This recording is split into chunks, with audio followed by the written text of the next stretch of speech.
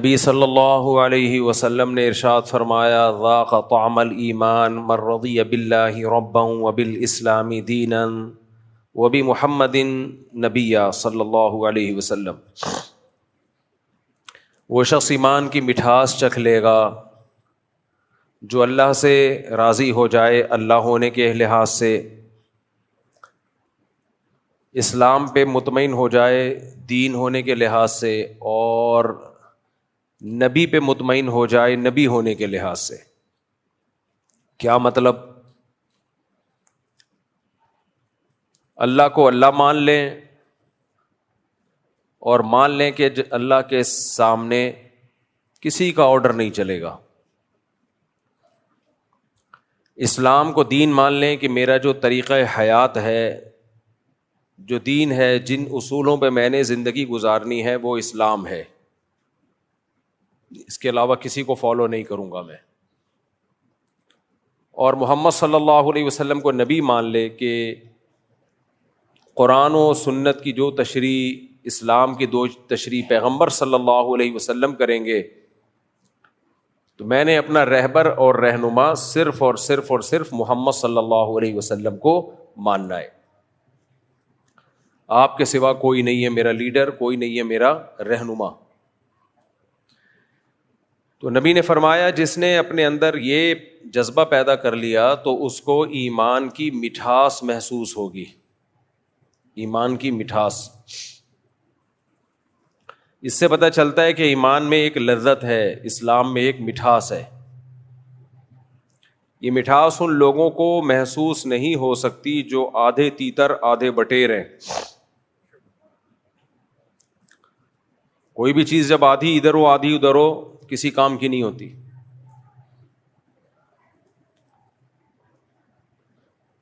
کچھ لوگوں کو اللہ تعالیٰ نہ مذکر پیدا کرتا ہے نہ مؤنث، وہ تو اللہ کی طرف سے آزمائش ہوتی ہے، لاکھوں میں کوئی ایک آدھ ایسے ہو جاتے ہیں ٹرانسجینڈر۔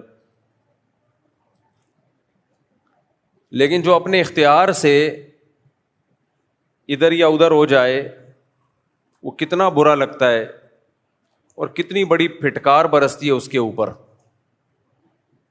مرد تھا عورت بننے کی کوشش کر رہا ہے، عورت تھی مرد بننے کی کوشش کر رہی ہے، لوگ بھی برا بلا کہتے ہیں، دیکھنے میں بھی برا لگتا ہے، لعنتیں برس رہی ہوتی ہیں۔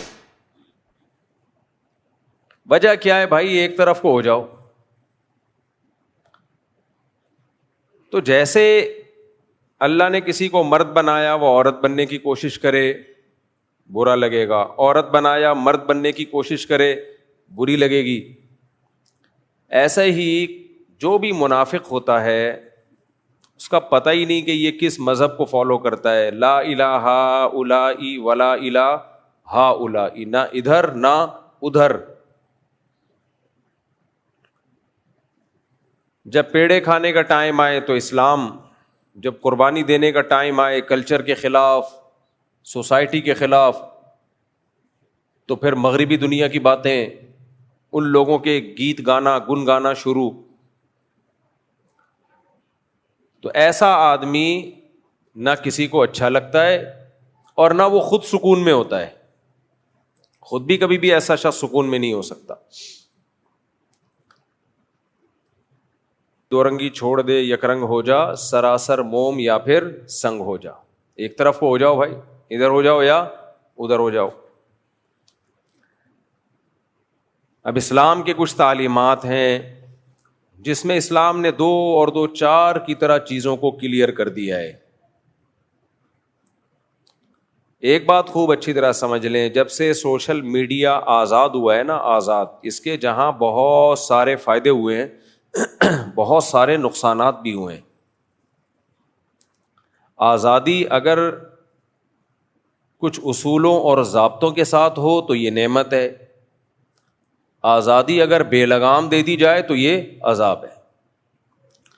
آپ مجھے ایک بات بتاؤ، بچوں کو ہم آزادی دیتے ہیں، کیا بغیر کسی لگام کے آزاد کر دیتے ہیں یا کوئی لمٹ ہوتی ہے اس کی؟ اگر ہم بچوں کو بالکل آزاد کر دیں کہ جو چاہے کرو، بچے ہمیں بیچ کے کھا جائیں، بچے ہمیں بیچ کے کھا جائیں۔ آپ کہہ سکتے ہو بچہ باپ کو کیسے بیچے گا؟ بھائی وہ نشیوں میں گھومے گا پھرے گا، چرس بھی چیک کر کے دیکھے گا, ہیروئن بھی چیک کر کے دیکھے گا, شراب بھی چیک کر کے دیکھے گا کہ یار دیکھیں تو صحیح کیا ہے. بچہ تو ناسمجھ ہوتا ہے نا, ہوتے ہوتے نشے کی عادت پڑے گی, پھر گھر سے چوریاں کرے گا. ایسے کتنے واقعات ہیں ہمارے علم میں, بچوں نے گھروں سے چوریاں شروع کر دیں, جائیدادیں بکوا دیں باپ کی, جیلوں میں جا رہے ہیں, کیس ہو رہے ہیں, بالآخر سب کچھ باپ کا ختم. میرے پاس تو ایسے ایسے کیس ہیں کہ آپ خون کے آنسو رو, کہ جب سب کچھ ختم ہو گیا تو بچے نے باپ ہی کو جیل بھجوا دیا. اس لیے اولاد کی اگر تربیت نہ ہو, بہت ڈینجرس, بہت خطرناک. یہ ہمارا جو مغربی طبقہ ہے نا, یہ آزادی آزادی کی باتیں کر رہا ہے. بربادی ہے یہ آزادی, یہ آزادی نہیں ہے. لوگ مجھے کہتے ہیں آپ ہر بیان میں مغربی کلچر کو رگڑ دیتے ہو. میں نے جو بھی بیان کیا تھا نا حمیرہ اصغر کے بارے میں, اور میں نے کہا تھا وہاں کی دنیا میں تو یہ واقعات صبح و شام روز ہوتے ہیں, اس پہ بہت سے لوگوں کے کمنٹس آ رہے ہیں کہ ایسا تو نہیں ہے, ہم تو یہاں ہی رہتے ہیں یورپ میں, ہم نے تو نہیں کبھی دیکھا کہ 9 مہینے بعد کسی کی لاش ملی ہو. وہاں تو فوراً پولیس آتی ہے, پولیس خود بوڑھوں کی کیئر کرتی ہے, چیک کرتی ہے لے جا کے, ڈاکٹرز آتے ہیں معائنہ کرتے ہیں. ایسے لاوارث تو وہاں پہ کوئی بھی نہیں ہوتا کہ 9 مہینے بعد پتہ چلے جی بندہ مرا ہوا تھا. میں نے کب کہا کہ بھائی 9 مہینے بعد لاشیں نکلتی ہیں؟ میں نے یہ کہا تھا کہ شام کو ڈاکٹر آتا ہے چیک کرنے کے لیے بوڑھے کو, ڈاکٹر آتا ہے, اس کا بیٹا نہیں آتا, یہ ذہن میں رکھنا. بیٹی بھی نہیں آتی, بیٹا بھی نہیں آتا, بہو بھی نہیں آتی, داماد بھی نہیں آتا. پولیس آتی ہے, ڈاکٹر آتا ہے, گورنمنٹ نے جو بندہ کیئر کے لیے رکھا ہوا ہے وہ پابندی سے ٹائم پہ آتا ہے. وہ آئے گا پابندی سے ٹائم پہ, اس کے بعد وہ چلا جائے گا, صبح 8 بجے آئے گا. اس دوران اگر انا للہ ہو گیا اور بٹن دبانا ایمرجنسی کا بھول گئے تو گئے کام سے. اگر ایمرجنسی کا بٹن دبا دیا کہ مجھے کچھ ہو رہا ہے تو ایمبولینس آئے گی. ایمبولینس چلانے والا بھی اس بوڑھے کا نہ چاچا ہوگا, نہ ماموں ہوگا, نہ بیٹا ہوگا, نہ بیٹی, گورنمنٹ ہوگی. تو گورنمنٹ کیئر کرتی ہے. گورنمنٹ کیا کرتی ہے؟ بولو, کیئر کرتی ہے. تو میں نے کب کہا کہ وہ ہماری طرح برے لوگ ہیں؟ گورنمنٹ سارا کام کرتی ہے وہاں پہ. اور پتہ ہے گورنمنٹ کیوں کرتی ہے؟ کوئی اچھی بات نہیں ہے یہ. گورنمنٹ اس لیے کرتی ہے کہ اگر گورنمنٹ بوڑھوں کی کیئر چھوڑ دے نا تو وہ سوسائٹی میں جو بڈھوں کا حشر ہوگا نا, وہ تمہاری سوچ جہاں ختم ہوتی ہے وہاں بڈھوں کا حشر نشر وہاں سے بولو شروع ہوتا ہے. ضرورت ایجاد کی ماں ہے. ہمارے یہاں بھی اولڈ ہاؤس بننا شروع ہو گئے. کیا خیال ہے؟ مجھے بڑا برا لگا تھا کہ یار یہ کیا ہو رہا ہے, ہماری سوسائٹی میں اولڈ ہاؤس کیوں بن رہے ہیں, اولڈ ہوم کیوں بن رہے ہیں. میں نے رابطہ کیا, پتا چلا جی اب ان بوڑھوں کا کیا کریں جن کو اولادوں نے گھروں سے باہر نکال دیا ہے. پہلے اولادیں گھروں سے باہر نہیں نکالتی تھیں, اب چونکہ اولادوں نے گھروں سے باہر بڈھوں کو نکالنا شروع کر دیا ہے تو اس وجہ سے اب ہمارے ہاں بھی اولڈ ہاؤس بننا مجبوری بن چکی ہے. اب جب بوڑھے بےچارے گھروں سے زیادہ نکلیں گے, فٹ پاتھوں پہ سڑیں گے, تو اولڈ ہاؤس کی جو صنعت ہے اور اولڈ ہاؤس کی جو ٹیکنالوجی ہے وہ کیا ہوگی, بڑھے گی. کیا خیال ہے بھائی؟ تو ضرورت ایجاد کی ماں ہے. بچپن میں یہ جملہ بھی ہمیں سمجھ میں نہیں آتا تھا, ضرورت ایجاد کی ماں کا مطلب کیا ہے. ایجاد کوئی صاحب ہیں جن کی کوئی مدر ہے. بھائی جہاں ضرورت ہوتی ہے وہاں سوسائٹی اپنے آپ کو اس حساب سے ایڈجسٹ کرنا شروع کرتی ہے. تو یہاں بھی اولڈ ہاؤس بن رہے ہیں. میں اپنے سیکولر طبقے سے پوچھتا ہوں, جو دیسی لبرل ہیں, کون سا سوسائٹی میں ایسا کام ہو رہا ہے جس کی وجہ سے اولڈ ہاؤس بننا شروع ہو رہے ہیں؟ کیا ہو رہا ہے سوسائٹی میں؟ کیا ترقی کم ہو رہی ہے؟ آپ مجھے ایک بات بتاؤ, ہماری سوسائٹی میں لٹریسی ریشو پہلے زیادہ تھا یا اب زیادہ ہے؟ آپ لوگ کو جواب دینا پڑے گا. پہلے ایجوکیشن کم تھی, اب ایجوکیشن بولو زیادہ ہے. اب تو ایسے ایسے اسکول کھل گئے ہیں جو آپ نے کبھی خوابوں میں بھی نہ دیکھے ہو. ایٹیٹیوڈ, تمیز. پہلے اسکولوں میں تمیز نام کا چیپٹر ہی نہیں تھا. ٹیچر پکڑ پکڑ کے ڈھونڈ رہا ہے بچوں کو, کوئی پوچھنے والا نہیں ہے. ڈانٹ بھی رہا ہے, ڈانٹ ڈپٹ بھی کر رہا ہے, ابے تبے سے بات بھی کر رہا ہے. اب اسکولوں میں ایسا نہیں ہے, کیمرے لگے ہوئے ہیں, ایک ڈنڈا بھی چلایا کمپلین. کیا خیال ہے بھائی؟ اب تو تمیز زیادہ آنی چاہیے سوسائٹی میں. اب تو لوگوں ایجوکیٹڈ ہوتے جا رہے ہیں. ہمارے ہاں ڈاکٹروں کا ریشو پہلے کم تھا, اب زیادہ ہو گیا ہے. لڑکیاں تو پہلے تعلیم حاصل کرتی ہی نہیں تھیں. لڑکیوں کو سکھایا جاتا تھا ان کی ماؤں کی طرف سے گھرداری. جب لڑکیوں کا رشتہ لینے کے لیے لڑکے والے آتے تھے تو گھر میں سلیقہ دیکھتے تھے, لڑکی کی ڈگری سے ان کو کوئی دلچسپی نہیں تھی. بھائی یہ گھرداری میں خاندان کیسا ہے, تمیز آداب کیسے ہیں. اب سب کچھ ایک طرف. سب سے پہلے ایجوکیشن. کیا دیکھا جاتا ہے؟ بولتے کیوں نہیں, چپ کیوں بیٹھے ہو. ایجوکیشن دیکھی جاتی ہے, کتنی پڑھی لکھی ہے. تو ایجوکیشن تو بڑھتی چلی جا. تعلیم تعلیم. پہلے نہیں پڑھائی تھی لڑکی. ہماری دادیوں نانیوں نے کیا پڑھا ہے؟ وہ بھی تو کسی زمانے میں لڑکیاں ہی ہوں گی نا, دادیاں نانیاں ہماری. لیکن آپ حیران ہو گئے کہ جب سے ایجوکیشن زیادہ ہوئی, تعلیم عام ہو گئی, اور تمیز پہ موٹیویشنل اسپیکرز کے لیکچر بھرے ہوئے ہیں. آداب, تمیز. سوسائٹی میں طلاق کا ریشو بڑھ گیا, زنا کا ریشو بولو بڑھ گیا, گھروں سے لڑکیوں کے بھاگنے کا ریشو بڑھ گیا, باپ کی آنکھوں میں آنکھیں ڈال کے بدتمیزی سے بات کرنے کا ریشو بڑھ گیا, اور بالآخر بڑھاپے میں ماں اور باپ کو گھروں سے نکالنے کا ریشو بڑھ گیا. پہلے صبر بہت تھا لوگوں میں, بڑے بڑے غم برداشت. میں نے بچپن میں اپنی زندگی میں جوان موتیں دیکھی ہیں, ان کی ماؤں کا ایٹیٹیوڈ دیکھا ہے. ہمارے محلے میں ایک جوان لڑکا فوت ہوا 22 سال کا اچانک. اس کی ماں نے صبر کیسا کیا ہے. ہم تو چھوٹے تھے, چلے جاتے تھے گھروں میں, ماں رو رہی ہے جوان بیٹے کے جنازے کو دیکھ کر, اور کہہ رہی ہے اللہ یہ رونا میرے اختیار میں نہیں ہے, اس پہ مجھ سے مواخذہ نہ کرنا, میں تیری تقدیر پہ راضی ہوں. اس کو اپنے رونے پہ بھی ڈر لگ رہا ہے کہ کہیں اللہ کی طرف سے عذاب نہ ہو. حالانکہ وہ پڑھی لکھی نہیں تھی, کوئی یونیورسٹی کی پروفیسر نہیں تھی وہ خاتون. اب تو ان کا بھی انتقال ہو گیا, اللہ مغفرت فرمائے. میرا خیال ہے اسکول میں ایک دن بھی نہیں پڑھا ہوگا انہوں نے. خیال کیا, یقین سے کہہ سکتا ہوں. بیٹے کی موت پہ صبر کتنا, اور بیٹا پڑھنے کے لیے گیا تھا, وہیں یونیورسٹی میں ڈیتھ ہوئی ہارٹ اٹیک سے, کوئی بیماری ہوگی واللہ عالم. کیسا صبر. تو نہ ایجوکیشن ہے, نہ کوئی موٹیویشنل اسپیکر ہے انگلش میں ٹھش پھش کر کے لوگوں کو.